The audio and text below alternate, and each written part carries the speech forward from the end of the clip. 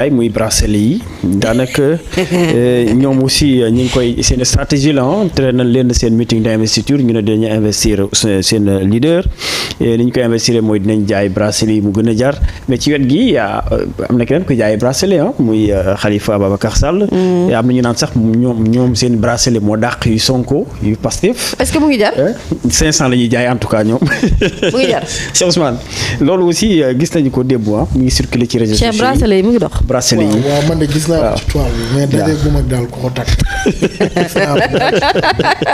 dajee guma kenn nag pourtant yomb na mais loolu ma ne ko pourtant yomb na de comme la quoi ils auraient dû maam innové xam nga léeg-léeg nit dana def dara mu dox nga topp ko yow sa bos du lii quoi du dox man je pense que Taxawu aurait pu innover ci leneen beneen concept boo xam ni doon na am impact comme bracelet man loolu laa jàpp mais su Pastef defee bracelet am impact bi nga def ko surtout que ni Benno defoon na ko gis nga benn doxu ci je pense que waroon nañu innover leneen. et puis Pastef li taxoon mu def ko moom mooy bracelet électronique yi nga xamante ni voilà ñoom dañ ko tuddee bracelet d'injustice ñoom ñu indi seen bracelet mu tuddee ko bracelet de la liberté donc yow sooy créer benn affaire bu ci def propagande wala coûte ko dangay fexe innover wala par rapport ak benn situation donc il pouvait innover ci leneen loolu laa jàpp d'accord concert de casserole bi mooy ñetteelu yoon ñu koy amal Ousmane Sonko moo ko doon wote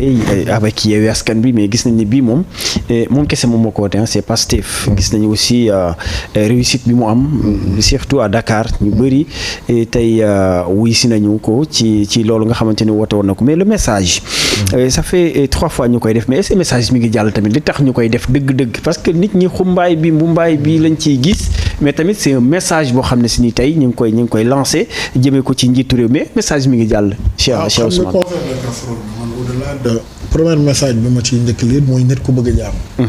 boo xoolee ñetti yoon yi muy am yëpp dañuy nekk ci benn bras de fer. wala benn jour boo xam ne fi mu demoon jusqu'au bout amaana ay manifestation lay jur. ay yàqu-yàqu lay jur ak ay gaañu. à chaque fois da ngay gis ne Pastef dafay teggi tànk Ousmane Sonko woote ci concert de casserole. xam nga bi ñu jàppee seen investiture bi ñëw aaye leen ko mu ñaan xale yi. kooku bëgg na jàmm. mënoon na ne xale yi dem leen. mais wane na ni nañu reculer nañu innover leneen nañ ko remplacer ak concert de casserole. mooy kooku bëgg na jàmm. jàmm nag ñaar ak ay séq. dañ koy dox di ko wax.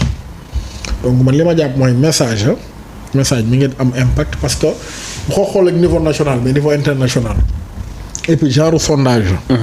am na concert de casserole bii passé li muy réussir yëpp fekk na université tëj. imaginer bu université tijji woon maanaam nan la dayo bi di toll. donc li nga ci mënta jàpp mooy Pastef wane na ni ñi ngi fi ba tey. malgré 700 et quelques arrestations yi. malgré leader yu bëri yi ñu jàpp Pastef reste et demeure li mu doonoon ba tey. donc man dama jàpp ne démonstration de force la woon tam. message dissuasif la woon tam bu ñu doon joxe. pour wane ni képp ku foog ne parti bi dee na ñu ngi fi ba tey. d'accord Mamy nga ñëw ci bracelet yi et après muy li nga xamante ni moom moo di concert bi Mahfouz xam nga da maa bëgg yëngal rek. non yëngaluma la yow kay li ñu war a def. yow est-ce que amoo ci sax bu vert. non man moom wax dëgg yàlla daal vraiment man da xam nga lu ma doon neex. ñu xool waa ñu tudd waa taxawu Ndakaaru. xool ba xam laaj leen man xam naa suba sax dinaa leen ko laaj bu dëgg. loolu gënu rafet tamit. waaw moo gën a rafet ñu laaj leen ba xam ci njaay mi fan ngeen ci tollu ndax jot ngeen a jaay lu bëri ak leneen lu ci topp waaye daal xam naa ko ci gis nga ingéniosité baax na ci politique. xarañteef baax na ci politique c'est hyper important. Comme je dis souvent il suffit pas de copier cet élève pour être cet élève c'est pas pareil. am na loo xamante ne maanaam moomeelu kenn la pour man ce serait une erreur de communication même. De reproduire le même schéma. Il faut essayer de changer de schéma def leneen loo xamante ne nii dafa et puis xam nga Khalifa dafa am lu bari lu mu war a liggéey fu mu nekk nii. parce que Khalifa Sall c'est un homme politique quoi qu'on puisse dire respecté ba fii nu toll nii c'est quelqu'un qui est très très respecté. Mais malheureusement les différentes sorties surtout de Barthélémy Diaz dafa bokk ci li ko upgrade moom lu bari politiquement parlant. Donc, est-ce que vendre des bracelets sera suffisant pour redorer son image? surtout ci débat boo xamante ne ñu ngi ciy tollu naan non il l'a lâché il ne l'a pas lâché pour man li nga xamante ne man su ma ko doon conseiller par exemple j'aurais demandé à ce que hormis de faire des sorties par exemple sur des chaînes étrangères parce que de plus en plus ñu ngi koy gis il fait des sorties sur France 24 entre autres c'est bien mais ce serait bien de faire une sortie ici au Sénégal et de s'adresser aux Sénégalais et puis mu jàkkaarloog ñun wax ñu sans langue de bois ci dialogue bi réellement yan cause la fa défendre bi mu ko défendre ba pare ndax acquérir na gain de cause ou pas quelle est la suite politique bi nga xamante ne dina ko am ci relation moom ak Ousmane Sonko et ça permettra de rétablir la vérité dina wàññi supputation yi am ni yëpp te xëy na peut-être à partir de ce moment bu ñu jaayee bracelet dina dox mais déjà l'idée du bracelet rek elle est pas bonne en termes de communication que le jaay na bracelet kay yow jaayal leneen jaayal caq wala je sais pas confectionner yeneen gadget il y a beaucoup de gadgets en politique yoo xamante ne mën nga ko utiliser loo xam ne ce sera utile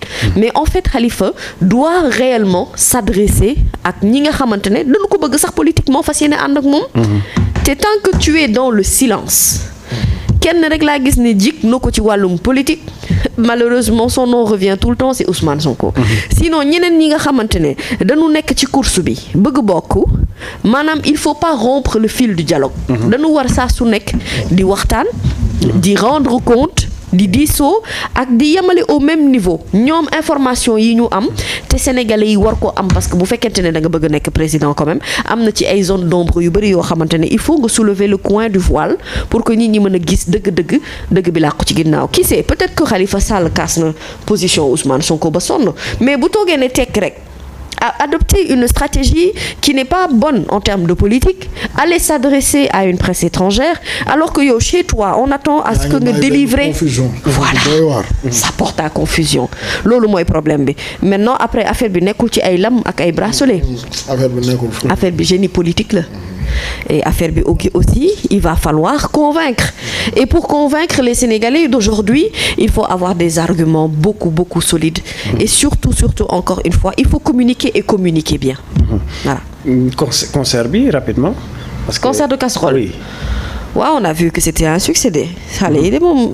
yëngal nañ de waaw yëngal nañu kumbal nañu klaxonné nañu def nañu lépp mais au-delà de tout cela en fait li Cheikh Ousmane je le rejoins un peu xam nga autant tu retrouves le Ousmane Sonko bi nga xam ne tàmmal nañu ñu gis ko ci benn posture bi autant tu le retrouves également quelqu'un bi nga xamante ne de plus en plus lu ñuy gën a avancer il gagne beaucoup en maturité politique par exemple sur l'interview de France 24 les gens retiennent plus li mu wax ne Sénégal bu ci élection amul moom bu bokkul ci élection du am mais danoo fàttali à côté sur ce même entretien ak France 24 il a aussi dit que moom jàmm rek moo ko ñor. pare na pour pardonner que pare na pour que parce que président de la République maanaam moom du nekk koo xamante ne mooy constituer un frein bu fekkente ne kooku pare na pour dem.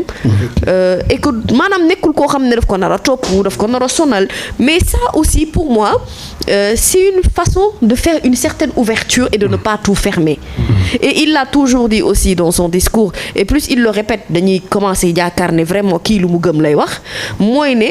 Aujourd'hui est-ce que intérêt bi mu ngi nekk ci ñu war a mën a fayonte wala seet fu ñuy kalante parce que moom s'il est intelligent politiquement parlant ce qu'il va faire mooy faire de telle sorte que le fait qu'il soit éligible qu'il participe surtout ci élection présidentielle yi parce que un pas après l'autre en politique mënuñu jiitalandoo lépp te même bu fekkee da ngay def communication itam da ngay réfléchir stratégiquement ci loo xamante ne ni moom mooy dox mais bëgg na jàmm daal te da nga maa def sama meeting d'investiture ci loo xamante ne parti politique yëpp ci wàllum tradition bi Sénégal des Sénégal ba tey képp kuy candidat dañu laa defal li nga xamante ne moom mooy meeting d'investiture yàgg na fi ñu ne la doo dem meeting mu ne la léegi tëggal bool defe naa nag bool yi tëgg nañ ñëpp dégg na bool yi en tout cas li ñu ci doon ci waxtu jeex na bu yàgg ba ñu xaabaabal parce que tamit actualité bi moom moo toll foofu am na question yoo xam ne si ni buñ ci nekkee pour ñu vidéo ko dafay xaw a jafe ak temps bi mais en tout cas kontaan naa bu baax a baax ci waxtaan